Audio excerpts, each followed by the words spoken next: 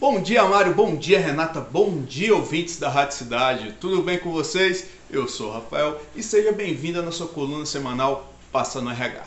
E hoje a gente vai estar falando sobre acidente de trabalho, auxílio-doença e afastamento por invalidez. Bom, o afastamento por doença ou por acidente de trabalho, na prática a empresa tem 15 dias, ela arca com 15 dias de salário do empregado e a partir do 16º dia quem arca é o INSS.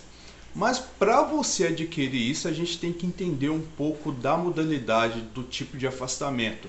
Afastamento de doença, afastamento de acidente de trabalho e o afastamento por invalidez. A gente tem que entender essas modalidades. Bom, auxílio-doença. Auxílio-doença acontece com um colaborador que está fora do trabalho. Um exemplo que acontece muito, ele fraturou um braço ou uma perna.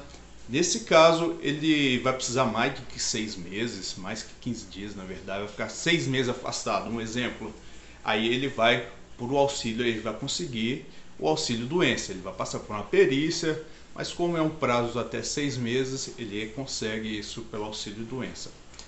Bom, acidente de trabalho acontece quando ele está no deslocamento do trabalho para casa ou vice-versa, da casa para o trabalho. Então, nesse deslocamento, ele pode também acontecer um acidente. E dentro da empresa, né? Um exemplo, um trabalhador de construção civil. Ele se acidenta, ele está ali trabalhando, cai do andaime. Aí ele vai solicitar o acidente do trabalho. Mas para ele solicitar isso, vai ter que ter, a empresa vai ter que abrir um ACAT, ele vai ter que enviar essa ACAT para o Ministério, para o INSS para dar entrada. Bom, Rafael, mas é só acidente que vai dar acidente de trabalho? Não. Um exemplo, se ele tem uma função de carregar peso, dá uma hérnia de disco nele, comprovou que essa hérnia foi decorrente do trabalho dele, aconteceu dentro do trabalho, ele consegue se afastar por acidente de trabalho. Nesse caso, quem é afastado por acidente de trabalho, ele tem 12 meses de estabilidade, ou seja, ele não pode ser mandado embora durante um ano, ele vai ter que trabalhar um ano sem ser mandado embora. Isso não quer dizer que ele vai poder malandrar, não, mas ele tem essa estabilidade aí de um ano aí. Afastamento por invalidez é quando o colaborador tem pouco ou nenhuma capacidade de exercer aquele tipo de função. Um exemplo, se era trabalhador de construção civil, se ele perde um membro, ele não vai ter condição de exercer a função dele, correto? Então ele vai passar por uma perícia e a perícia vai determinar isso. Quem vai determinar isso, se ele é capaz ou não, vai ser a perícia do INSS, tá bom? Para você ter direito a qualquer uma dessas categoria de afastamento, você tem que ter contribuído pelo menos 12 meses. Ou seja, se você é carteira assinada, seu colaborador lá desconta da sua folha de pagamento de 7 a 14% do seu INSS no contra-cheque, aí você vai ter direito ao afastamento, né? Conseguir esse benefício. Se você é autônomo, é MEI, você tem que contribuir também, pagando seu Simples Social, seu INSS, você vai ter direito sim.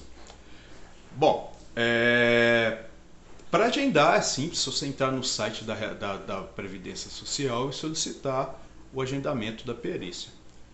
A perícia aí, a concessão, né, na verdade, o período que a perícia dá para dar o ok para vocês é de 30 a 45 dias. Ou seja, pode prorrogar para mais dias caso a demanda do INSS for muito alta. Para isso, tem que saber aí de como é que está o andamento. Então, mas o período básico é esse, de 30 a 45 dias para ele dar a concessão ou interferir o seu pedido.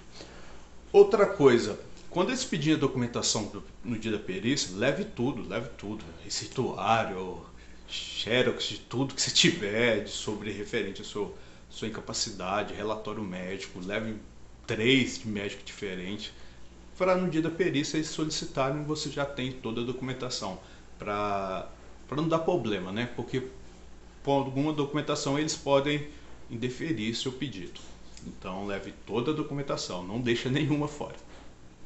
Após disso, deu ok, a perícia deu ok aí, vai te afastar, eles têm, ó, tem 20 dias, 30 dias para enviar para você a carta de concessão do benefício.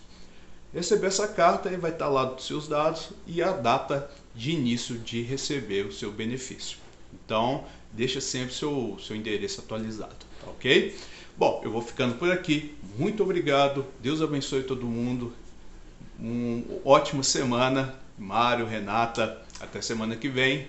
Um abraço. Tchau.